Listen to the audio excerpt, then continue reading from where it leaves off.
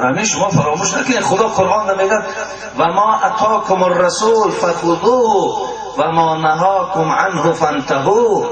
آن چیزی را که پیامبر من آورد بگیرید، از آن چیزی که پیامبر من تان کرد باز ایستید. آیا ریش همه که از سنت های پیامبر است، این را پیامبر آورد.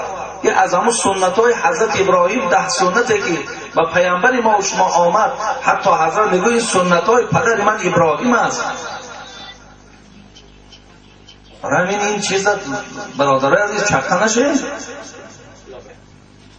بسیار احتیاط کنید. پیامبر گرامی در حدیث مبارک میگفت کل امتی یدخلون الجنه الا من ابا، قیل و من یعبا، قال من اطاعنی دخل الجنه و من عصانی فقط ابا. همه امتی من در جنتند مگر کسانی که خواهان جنت نیستند. پیامبر کیست آن کسی که جنت را نمیخواهد؟ برادر عزیز اگر در تاجیکستان اعلام کنیم کی جنت نمیرود، من فکر میکنم نفر پیدا نمیشه که باید من جنت نمیرم من دوزخ میرم. این خیلی آدم یافت نمیشود. پیامبرم پرسیدن کیست آن کسی که جنت نمیخواهد؟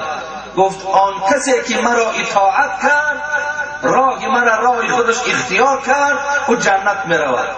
کسی که ما را گفت اگر اطاعت نکرد، راه ما را راه خودش نساخت، و معنای است که جنت نمیرود. برای این ریش هم از سنت های پیامبر های داتر هست. وقتی تو مبارزه بری به خدا قسم، این همون کار دشمن های خدا هست.